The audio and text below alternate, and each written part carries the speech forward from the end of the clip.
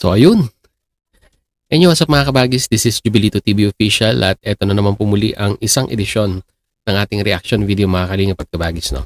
Pero bago po ang lahat, syempre po, mega love shoutout muna kay Kuya Val Santos Matubang, kay Ate Edna Vlogs, kay Kalingap Rab, kay Ruel of Malalag, Kalingap Netizens, Kalingap Subscribers, Kalingap Supporters, at lalong-lalo na po ang ating mga Kalingap Partners, no? Mega love shoutout po sa inyong lahat. So ito na nga mga kalingap at kabagis, no? For today's reaction video, gawa lang po natin ng reaction at muli po pagbibigay ng opinion dito nga po sa naging recent na pagbisita ni Kalingap Rab dito po kay Dara, no? Mga kalingap at kabagis, no? At nakakatuwa lamang po, no? Although hindi ganon kataas ang sabihin na nating views in regards kay Dara at trinay po, no, na ipasok ni Kalingap Rab sa love team. Pero syempre, hindi po talaga kuwan mga kalingap at kabagis, no? Hindi po malalampasan ang views, ika nga, pagdating po naman sa Jom Carl at dito po sa EDSI, no? So, ang purpose lang kasi is just to subukan, an experiment, ika nga, no? Kung talagang magkiklik po yung chemistry ng Rara. Kaso nga lang po mga kalingap at kabagis, syempre, although meron pong mga supporters din na nagmamahal kay Dara, in regards sa love team ay hindi po talaga patok sa takilya, ika nga ang tambalang Rara. At believe din po ako dito kay Dara kasi mga kalingap at kabagis, no? In this point of view, talagang ngayon pinili niya ang kanyang studies, mas prioritize niya ang kanyang pag-aaral at nakausap niya nga itong si Kalingap Rab regarding po dito sa usaping ito, regarding sa paglalab team, no?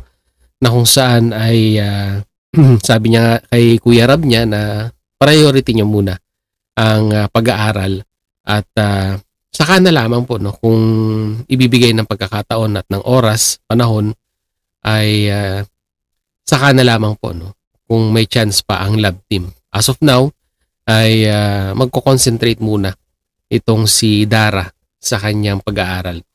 Which is makikita naman po natin talaga sa personality ni Dara na talagang napaka-independent, no? Napaka-independent po nung bata dahil syempre po, yan na po yung kinagisnan niya, ayan na po yung naging buhay niya dahil alam naman po natin na although meron po siyang tatay ay yun po, no? Lumaki siya na walang masasabi po nating gumagabay na mga magulang sa kanya. At tanging kapatid niya lamang po, no, ang kanyang kasakasama sa kanyang buhay, no. Kahit nga po nung na-scout ni Janong Bicolano ay nakatira lamang po sila sa isang maliit na barong-barong. Although kasama na si tatay ngayon at magkakatuwang na sila para makasurvive sa kanilang pang-araw-araw, ay makikita natin na talagang ito pong si Dara ay very strong and independent individual. Ito po yung katangian ni Dara na minahal po, no, ng mga viewers and sponsor po ni Dara. Lalong-lalo na po yung pong si Tita of USA na kung saan ay nagbigay po ng a very generous amount ng halaga para po masecure ang pag-aaral ng bata, no. At dito makikita po natin sa vlog ni Kalingap Rab ay pinagkalooban na naman po, no, ni Tita of USA ng halagang 50,000 pesos para po sa kanyang allowances ngayong pong pag-aaral niya. And at the same time, another 50,000 pesos po para po time deposit pag siya naman po ay tutungtong na sa kanyang kolehiyo, no. So talagang masasabi natin na ang prioritize nga po ni Dara ay ang kanyang pag-aaral, no. Which is, sabi ko nga po na talagang para sa akin, no, hinahangaan ko po yung mga ganyan na although nandyan na po yung opportunity, nandyan na yung pagkakataon na para sumikat at magkaroon ng maraming sponsors, pero si Dara po, mas pinili niya po talaga na makapag-concentrate sa kanyang pag-aaral at makamit yung mga pangarap niya sa buhay at makapagtapos po ng pag-aaral, no? So, kaya nga po naging madamdamin ang kanyang pamamaalam sa kanyang love partners ni Kalingap Rab sa Rara. At yun nga po, no, naging emotional, let's say emotional, at tinanggap din naman po, no, at naging bukal sa loob yung pong pamamaalam ni Dara sa love team ng Rara. So pakinggan po natin mga kalingap at kabagis yung ganap na yon. Kahit kayo po ay ma-amaze at talagang matutuwa dito po kay Dara sa naging mensahe niya sa mga viewers at sa mga sumuporta sa Rara. No? Sabi nga po, although wala na po na tayong mapapanood regarding sa Rara, pero yung suporta nila sa isa't isa ay nandyan pa rin po. So narito po, no, mga kalingap at kabagis, panoorin po natin. Yan. Saka pala, Rats, sobrang nagpapasalamat ako sa mga effort mo. At thank you so much sa 4 months na samahan. And, wala ko masabi. At parang nagpapaalam. Sobrang daming samahan natin. Yun.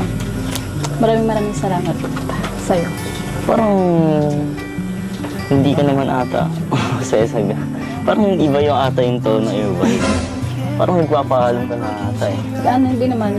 Siguro napag-usapan kasi namin ni Kuya Rab na mas mabuti mo nang walang kalagting para makapag-focus sa pag-aral. Mas talo ka na sa college and sa sarili din. Yun. Speechless ako, di ko alam anong sasabihin ko. Kaya pala napansin ko kanina, medyo nagbago yung tono mo, parang may something na parang magpapaalam na talaga. Pero naiintindihan naman kita sa sitwasyon mo na need mo na talagang mag-focus sa pag-aaral, lumalaki ka na, and mas madami ng responsibility na bumibigat na parang nahihirapan ka, and hindi mo talaga mag-focus sa sarili mo at kay Bea na alagaan. So, naiintindihan ko naman. Hindi naman ako against dito pa rin naman ako para matulungan ka, i-support ka sa kung anong tatahakin ng buhay. Pero yung Rara, andyan pa rin naman, hindi mawawala.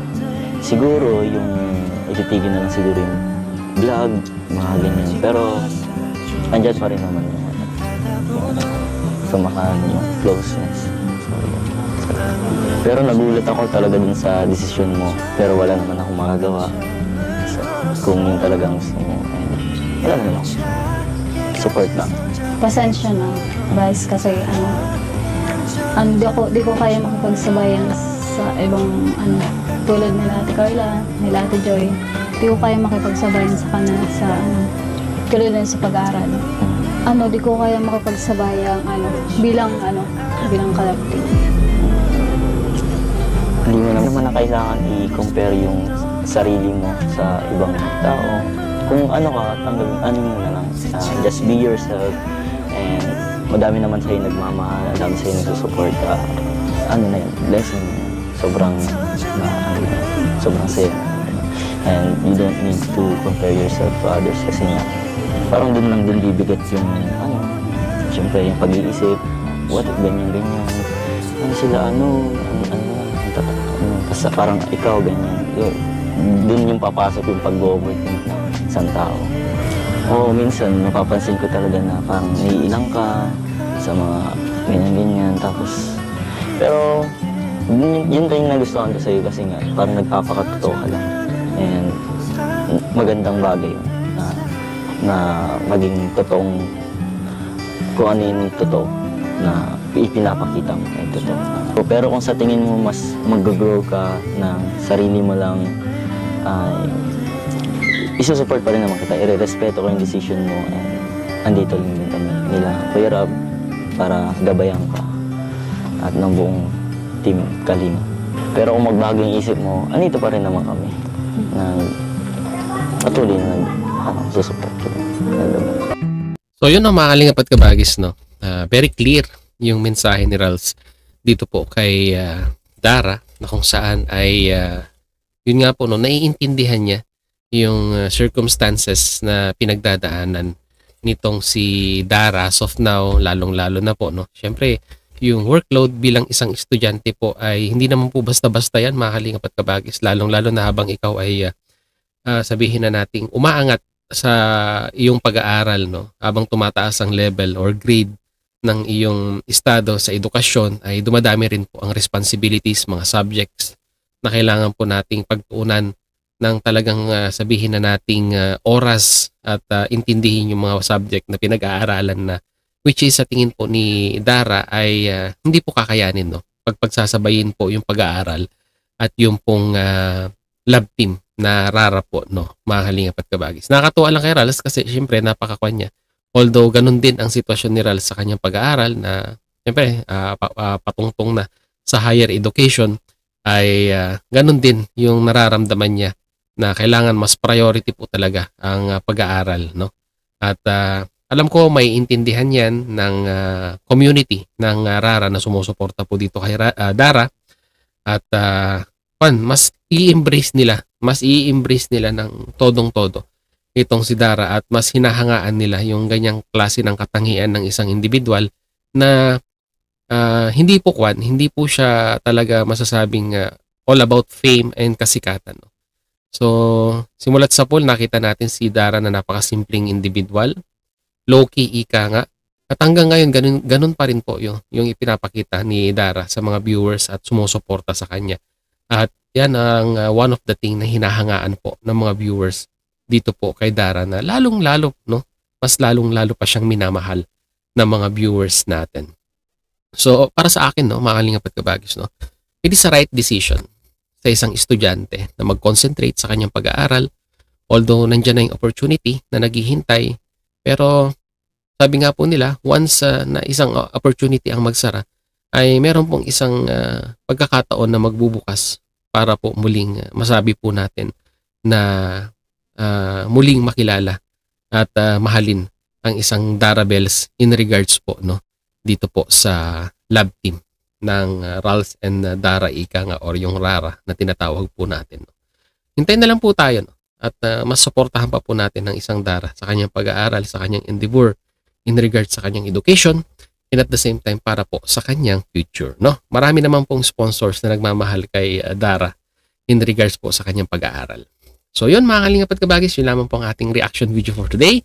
At muli po maraming salamat talaga sa dulo po ng ating reaction video ngayong araw na ito ay nasamahan niyo po muli si Jubilito TV Official. At muli po nagpapaalala po ang inyong host. Sa mga hindi pa po nakasubscribe sa channel, kayo Val Santos Matubang at Edna Vlogs, Kalingap Rab, Roel of Malalag, Kalingap, no? Suportahan po natin ang kanilang mga YouTube channel. And at the same time, muli po naglalambing din po ang inyong host.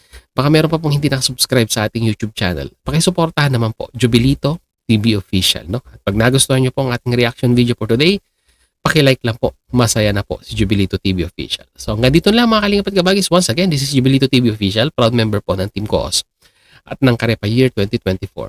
As I always say mga kalingap at kabagis, peace, God first. God bless po. Bye!